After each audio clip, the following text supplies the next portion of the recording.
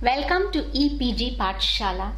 I am R. Indira, formerly Professor of Sociology at the University of Mysore and paper coordinator for the course Education and Society. My presentation is based on the module titled Social Reproduction of Education. This module is written by Dr. K.G. Gayatri Devi, formerly faculty at the Institute of Social and Economic Change, Bengaluru. Social reproduction of education is a concept that sets us thinking about the role of education as a leveler. We have always believed that education is the most powerful instrument that can remove socio-economic inequalities by providing equal access and opportunities. However, the mere conferment of the right to equal educational opportunity does not ensure equal utilization of opportunities. Education is basically a social institution that is impacted by other social institutions. So, education is an institution that is often caught in the trap of other socio-economic forces, and it serves as an institution that reinforces and upholds power hierarchies and supports hegemonic structures and practices. So in this module, we take a critical look at the role of the educational institution in leveling social inequalities and raise the question, is education as an institution as equal as it appears? Conflict writers, for example, have argued that education upholds the existing power structures, and both in theory and practice, educational institutions favor those in power, and right from the curriculum to the methodologies adopted in teaching and the goals that educational institutions support, there is a clear agenda to uphold power hierarchies. Now, in this process, the marginalized, the vulnerable, the poor, and those with less exposure to changes taking place across the world are sidelined.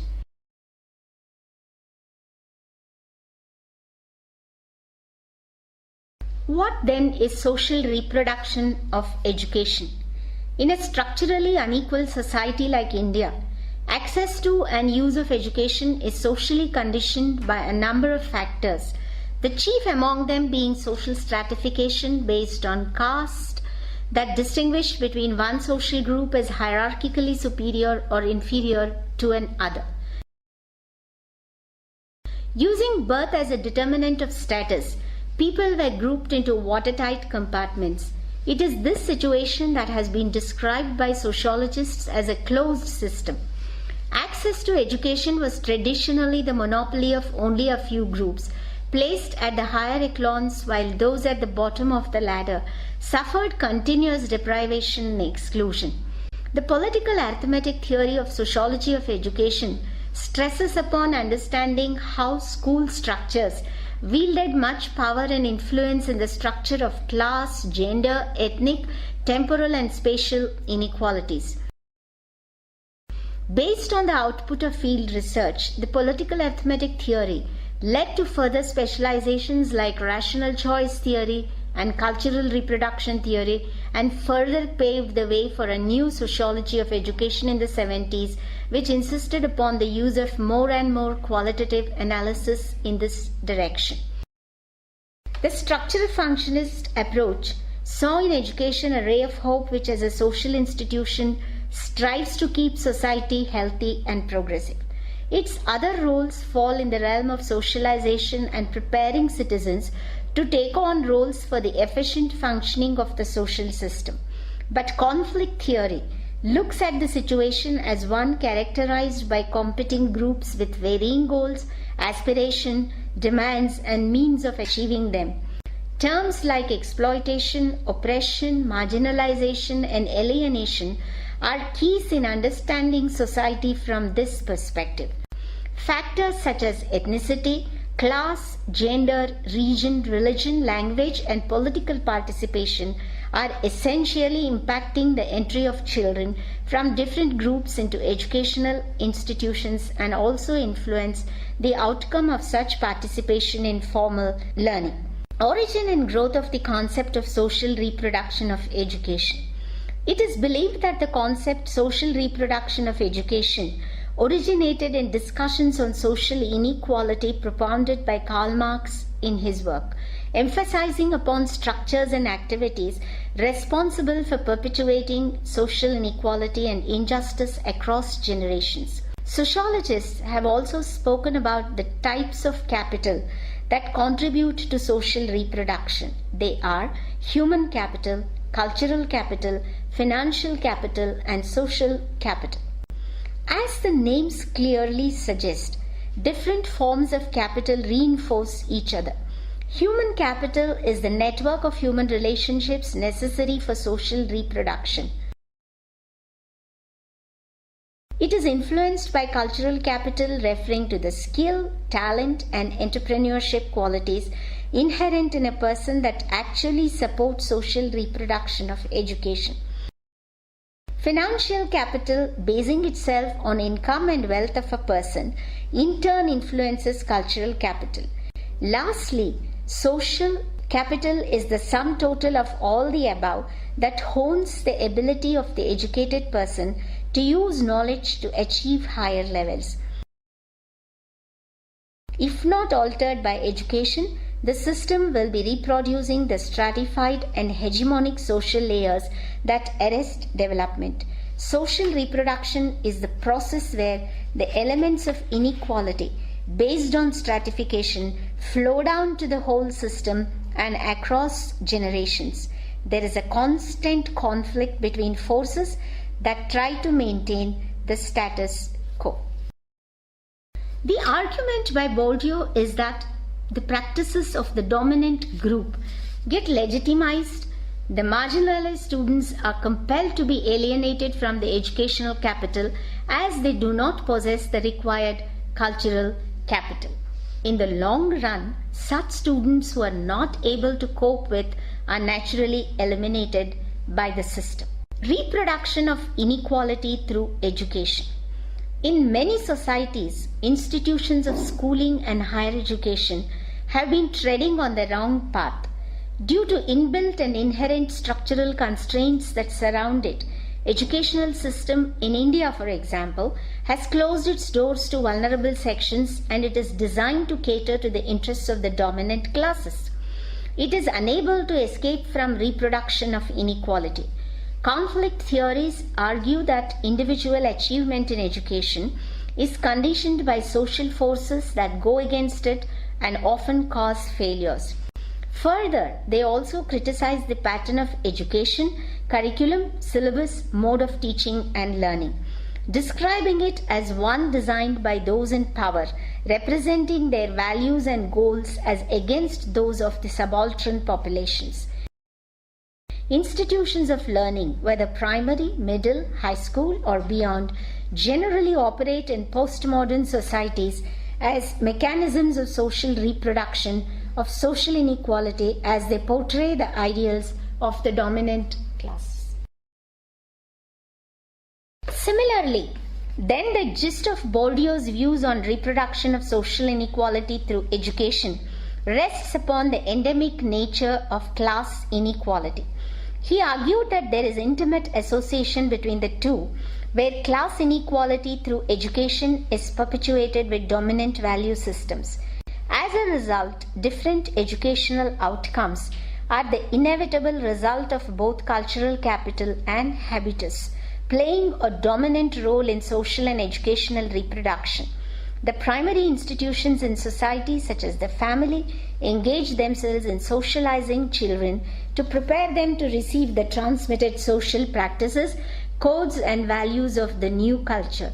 Success is further invested in academic markets for further social and cultural reproduction. Contemporary debates in social reproduction of education. Contemporary research on the issue of social reproduction of education reflect the continued and increased transmission of educational inequalities, favoring the upper classes and widening the gap between them and the disadvantaged sections of society in question. In the following section, we try to understand some of the factors that have a bearing on the role of education as a perpetrator of inequalities created by social and economic forces. An attempt is also made to identify the positive changes that education could bring about if an inclusive and proactive model is implemented. Parental roles. The overarching social and economic cultural changes all around have demanded a different model of parental involvement in children's education, according to many researches undertaken in recent years. This extends both inside and outside the school. But what matters most here is the growing balancing act between middle-class parents with high economic resources and those with high cultural resources vis-à-vis the challenges faced by the working classes. In an unequal setup, the battle for spoils is sharpened and creates a situation in which what one group wins, another loses. Role of globalization.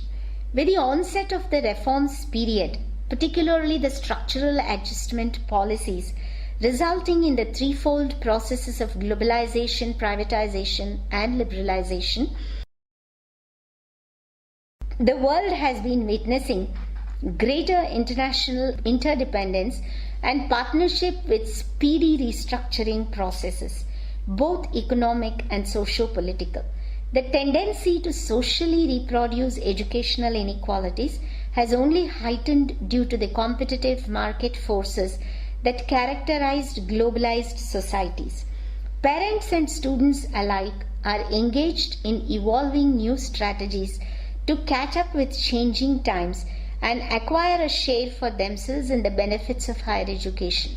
An interesting fallout of this process is the continued oppression of those who cannot participate in this race for higher education and its resultant accomplishments and lifestyles.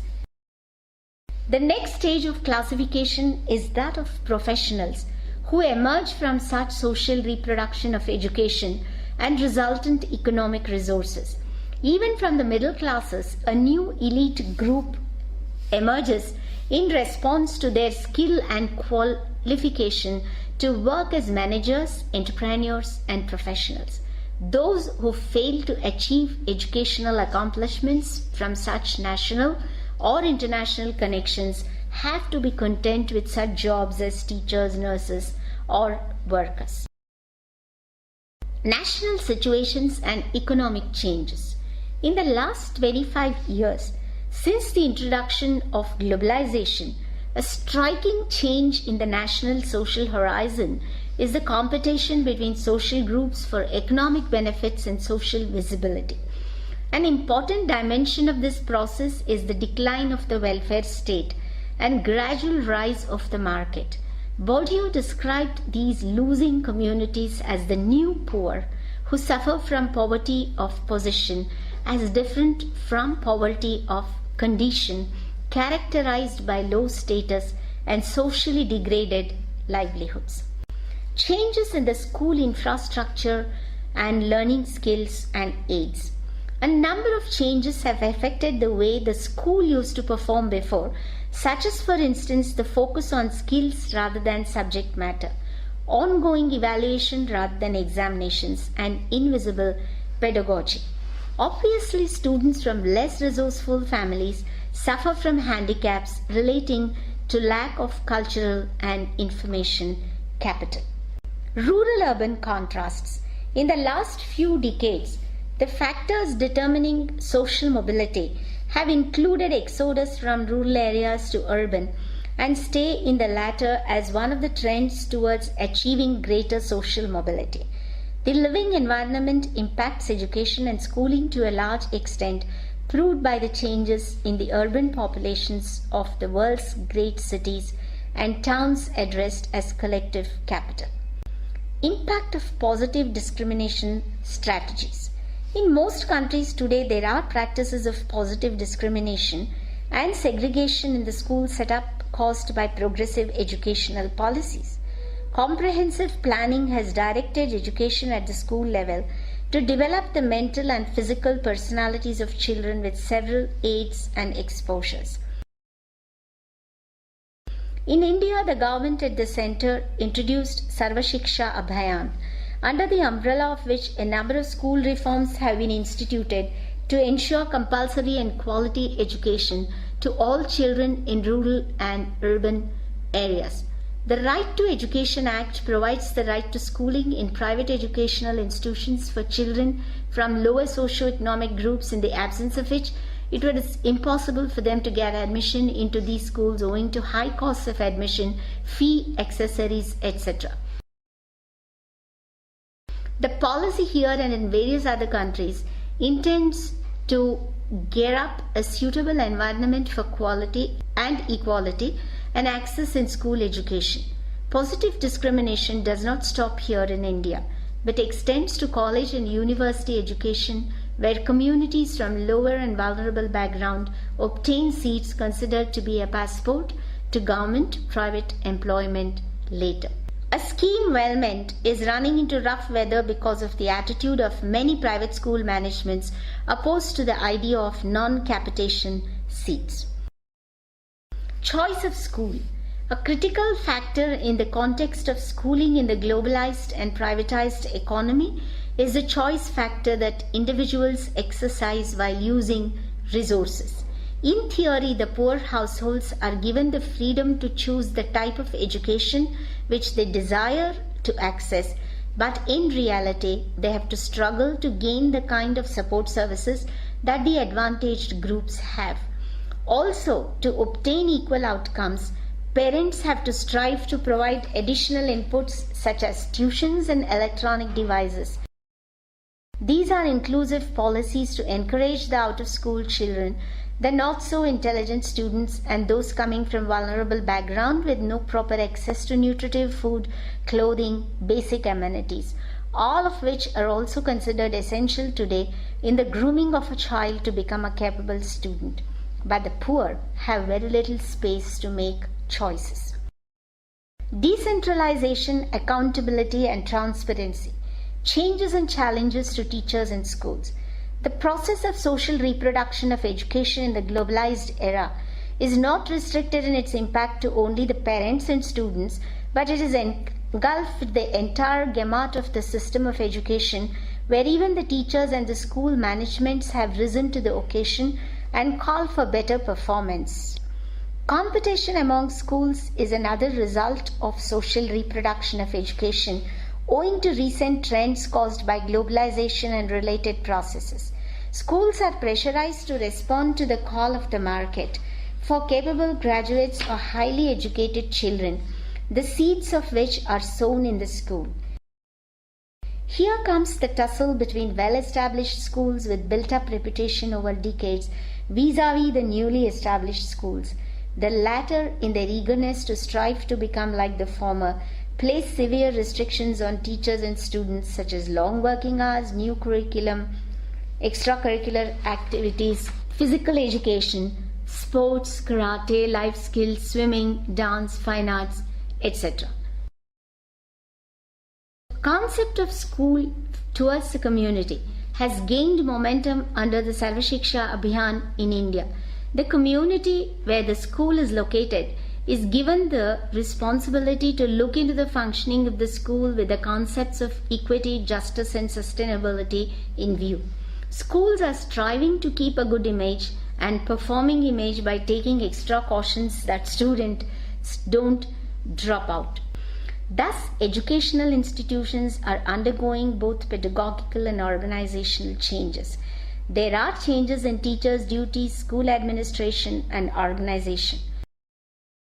In the long or short run, this makes teachers neglect the interests of students from unequal groups and adopt a disproportionate approach to offer their services with less internal commitment and moral outlook. The Indian context.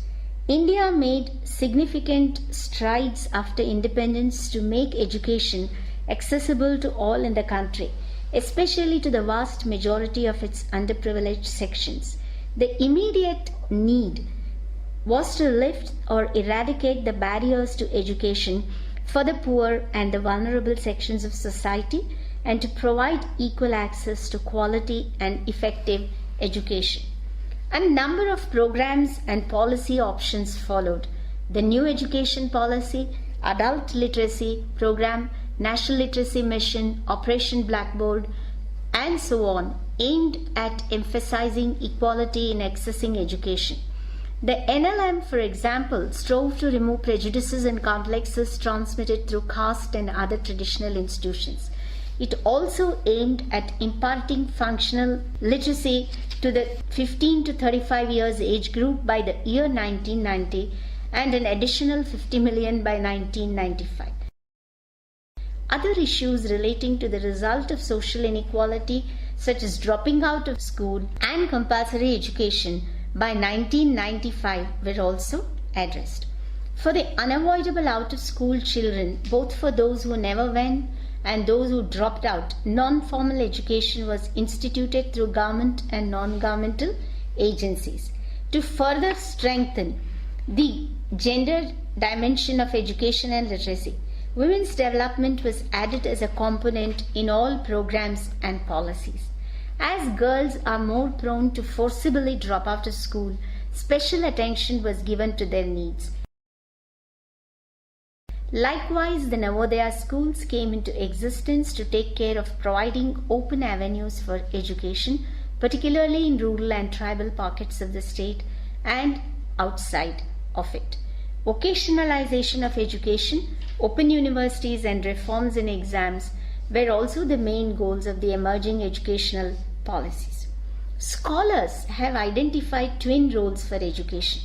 The first views education as a tool for social domination and control, and the other views education as a liberating force and correlate of social justice. It is thus important to discuss both the positive and negative impacts of the system of education while analyzing a subject such as social reproduction of education.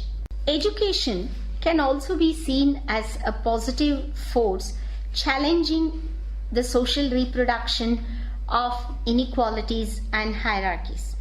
In the context of India, the impact of governmental efforts to strengthen the educational base of the rural and tribal homes is dependent on the type of management of the schools. Medium of instruction, financial outlays, resources and facilities in their command, access to school, etc. are significant parameters to assess the performance of the school in developing the personalities of its students. The efforts of the government and others, community-based organization and civil society groups in the last 3-4 decades in India have made a dent on the reproduction of unequal social representation of children in education. Inclusive educational policies has contributed to limiting the barrier of caste-based oppression and marginalization of communities which were at the bottom of the social hierarchy from accessing education as an instrument for change and social mobility. The post-1970s situation is particularly interesting in this context. Integrated social inclusion programs such as the Sarva Shiksha Abhiyan and others have led to large-scale coverage of children in both pushing them to schools and for ensuring that they remain there irrespective of gender, caste, class and regional differences in traditional access, values and authority.